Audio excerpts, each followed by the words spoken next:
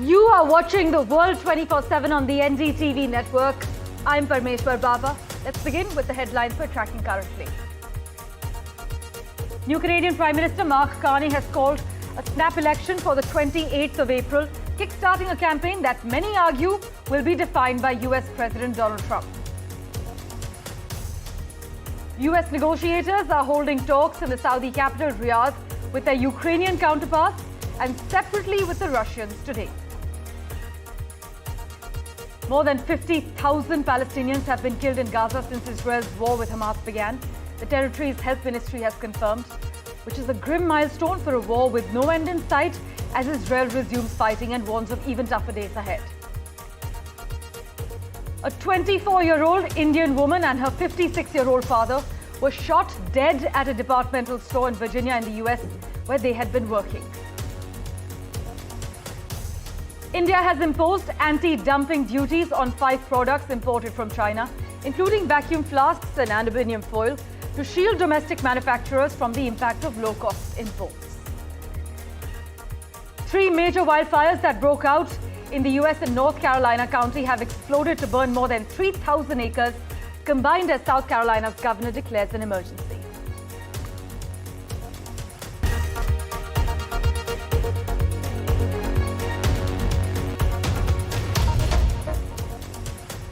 And well, our big focus, US and Ukrainian officials resume ceasefire negotiations in Saudi Arabia as a top US envoy voiced optimism for a breakthrough while repeating multiple Kremlin talking points. Now, these talks mark the latest test of Washington's approach to Kyiv. Ukraine has agreed to a US-led temporary truce, but in interviews over the weekend, US Special Envoy Steve Witkoff called Ukraine a false country and praised Russian President Vladimir Putin and dismissed concerns that Moscow might be emboldened by a deal in Ukraine and invade other European nations. Washington wants a broad truce by Easter, as per reports, though experts believe that Putin is trying to prolong the talks. In fact, the Russian delegation in Saudi Arabia include technical people who can ensure that the talks are not rushed. This is what a Russia-based analyst has pointed out as well. But for further clarity, joining us from Washington, D.C., Daniel Block. Daniel, as always, thank you so much for making time for us.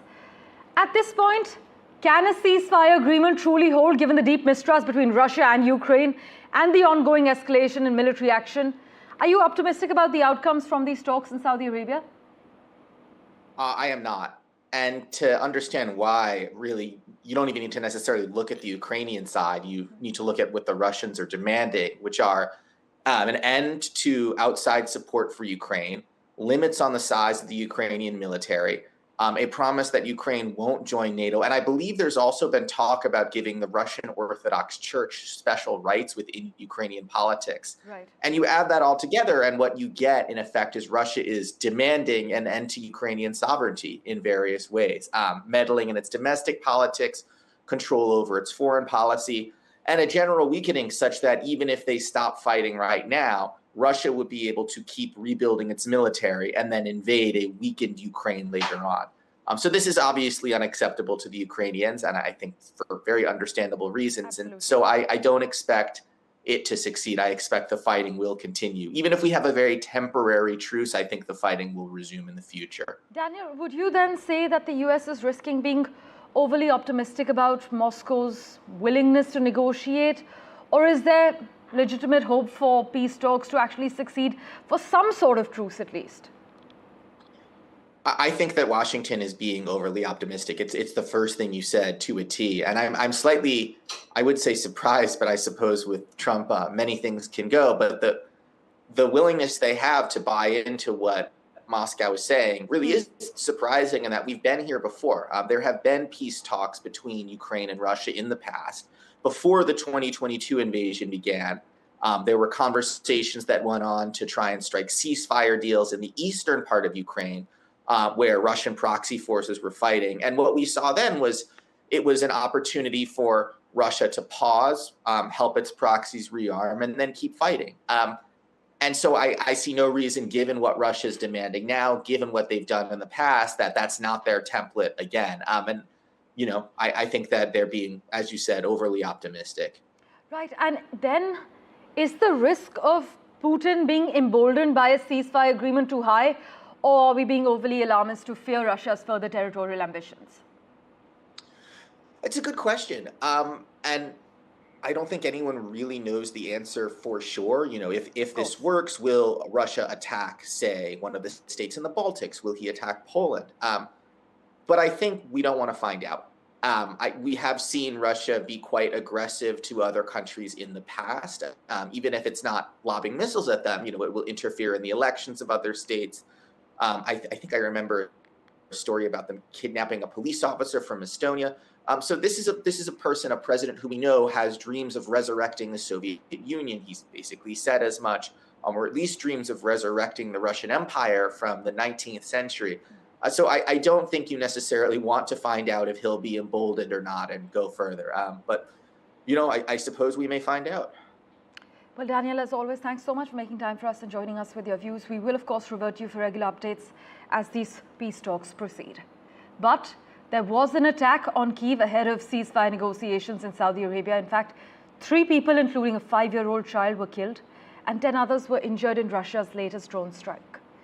Russia launched 147 drones across Ukraine, according to the Ukrainian Air Force, and Ukrainian air defenses shot down 97 and 25 others didn't reach targets due to Ukrainian countermeasures, is what they've said. With that, let's turn our attention now to Canada, where the new Prime Minister Mark Carney has moved to dissolve Parliament and trigger a snap election on the 28th of April. The widely anticipated decision kicks off an election race less than 2 weeks after Mr. Carney took up his post, succeeding Justin Trudeau at a time of soaring tensions with the United States. Just listen in to what Mark Carney had to say. There is so much more to do to secure Canada, to invest in Canada, to build Canada, to unite Canada. That's why I'm asking for a strong, positive mandate from my fellow Canadians. I've just requested that the Governor-General dissolve Parliament and call an election for April 28th. And she has agreed. I'm asking Canadians for a strong, positive mandate to deal with President Trump and to build a new Canadian economy that works for everyone. Because I know we need change. Big change. Positive change. You see, my generation was fortunate. For us, there were more opportunities and life was more affordable. You had to work hard, but you could get ahead. That was the bargain. But for the generations that have followed, they're working just as hard or even harder than we did. But they're struggling to pay the rent, to put groceries on the table, and to save for their kids' education. My colleague Maha Siddiqui joins us live from Vancouver at the moment with a quick update. Maha, as always, thanks so much for making time for us. Many are arguing, you've been reporting as well, that Mark Carney is hoping that an early vote will benefit his Liberal Party, which actually seems to be riding a wave of momentum. That's absolutely correct. And if you look at some of the opinion polls, Parmeshwar, at the moment, and one that was conducted by Ipsos and Global News here, it shows that the Liberal Party is now 6 points ahead of the Conservatives. This is a remarkable comeback for a party that was for almost over 6 months lagging behind the Conservatives, and it was almost certain that they would have lost the elections. But now they are fighting fit, it appears. And also, if you look at the same opinion poll, it appears that Mark Carney has a higher approval rating than Pierre Poilievre. This is just one of the opinion polls, but even other opinion polls are giving them a neck-and-neck chance with the Conservatives. So clearly, this is a moment that Mark Carney wanted to capitalize on. And also, he is pretty much untested in the political arena. He's just been a prime minister for 10 days right now. And in the 10 days, he's made all the right moves that he believes will assure the public, assure the Canadians that he is the person who can deliver, especially when there are threats of economic subversion as well as annexation threats coming from the US, from US President Donald Trump. He is a banker. He has been the governor of Bank of Canada, of Bank of England. And at the moment, when there is a tariff threat, trade war with the US. Many see him as the man of the moment or for the moment. And this is what Mark Carney believes he can capitalize on. That is why they have asked for the dissolving of parliament, which has been done now by the Governor General, and elections have been announced for 28th April. The campaign is pretty much underway now. Mark Carney has also proposed a middle-class tax cut, which means that the lowest bracket of income tax will be cut by 1%, which he says will make an $825 extra in the pockets of the Canadian families. So yes, the Liberal Party believes that this is the moment that they can actually turn things around for themselves and perhaps win the elections. That's why they have called for these snap polls. As always, Maha, thanks so much for joining us with the lowdown. Many argue that the upcoming vote's central ballot question will be which party leader is best equipped to respond to Donald Trump and manage Canada-US ties. We'll, of course, track the latest on that front. More than 50,000 Palestinians have now been killed in the war between Israel and Hamas in Gaza.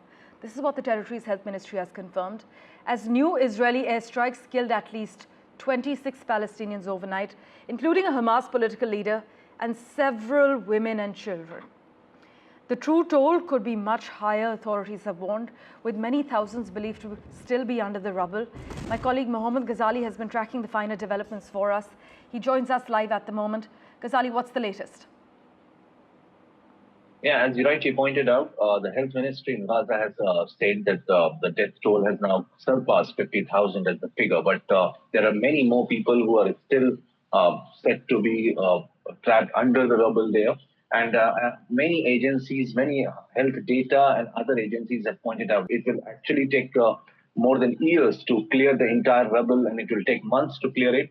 Meanwhile, all these peace plans, which Egypt and other Arab countries were claiming to have implemented it in Gaza, has not moved ahead. There is no forward plan right now because the ceasefire has not been implemented. The hostages are still in captivity of Hamas. Israel continues to attack, carry out the aerial strikes inside the Gaza Strip. Similar strikes operations are happening in West Bank as well. So it doesn't look like that how from this point, both the Arab countries, the mediators, the Hamas and Israel will move forward, because had it been so, the second phase of ceasefire could have been implemented. But US, Egypt and Qatar are pressurizing both the parties to sit for negotiation, to move beyond and accept the second part of the ceasefire, asking Israel to completely withdraw from the Gaza Strip.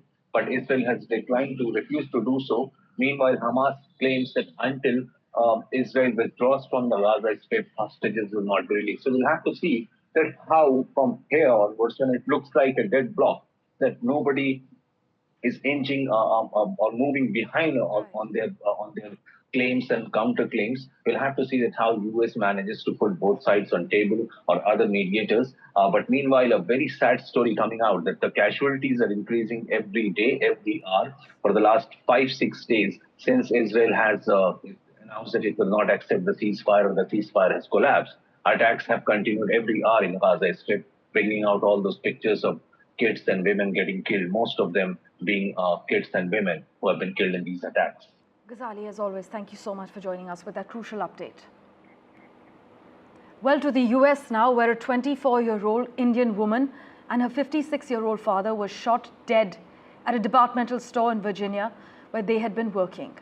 In fact, the shooting took place on Thursday, shortly after the store in Accomack County opened. Police have arrested one person for the double murder. The person arrested is a man called George Frazier Devon Wharton, who's a 44-year-old. He has been arrested for the double murder. According to reports, the accused had reached the store early on Thursday morning and asked to buy liquor. He asked why the store was shut at night.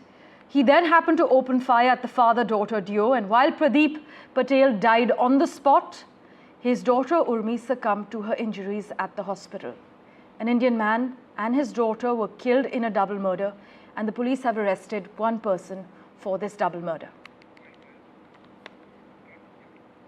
And let's turn our attention now to the wildfires that are burning in the US. More than 25 million people across 10 states in the United States are under red flag warnings for the threat of wildfires. Much of the fire threat stretches across the central US, but parts of the southeast are also under an elevated risk. 3 major wildfires that broke out in one North Carolina county, still recovering from Hurricane Helene, by the way, have exploded to burn more than 3,000 acres, combined as South Carolina's governor declares an emergency in response to a growing wildfire in the Blue Ridge Mountains.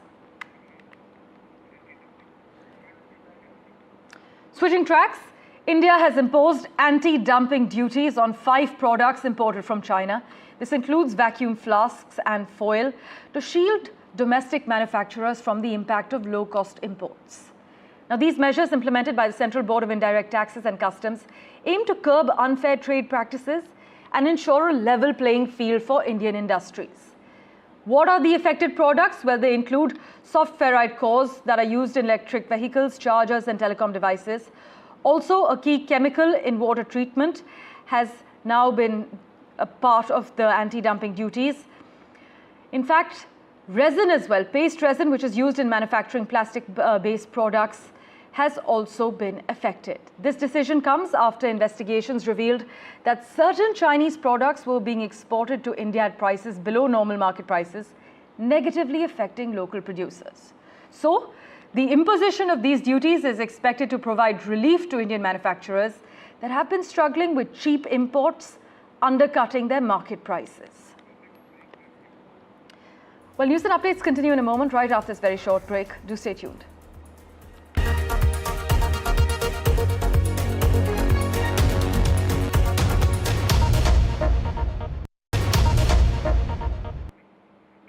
Let's get you the latest from South Korea now, where the Constitutional Court has ruled to strike down the impeachment of Prime Minister Han Duck-soo and restore his powers, marking the latest twist in the country's political turmoil after his impeachment as acting president more than 2 months ago. Han took over as acting leader from President Yoon Suk-yeol, who was himself impeached over his short-lived declaration of martial law just last year. By the way, in other news, Usha Vance, US Vice President J.D. Vance's wife, will travel to Greenland this week as US President Donald Trump clings to the idea of a US annexation of the strategic semi-autonomous Danish territory. The delegation will return to the US on the 29th of March. The White House National Security Advisor Mike Waltz and the Energy Secretary Chris Wright will also travel to Greenland, visiting a US military base in Greenland. You must note that Trump has made US annexation of Greenland a major talking point since taking office for a second time, and has said that it will become part of the US one way or the other.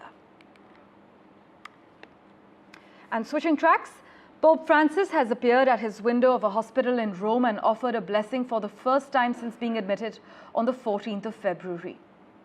The 88-year-old pontiff was discharged minutes later, and doctors say he will need at least 2 months of rest at the Vatican. But during the past 5 weeks, he presented 2 very critical episodes where his life was in danger. One of the doctors treating the Pope has confirmed, but as you can see, the Pope was offering blessings for the first time since the 14th of February.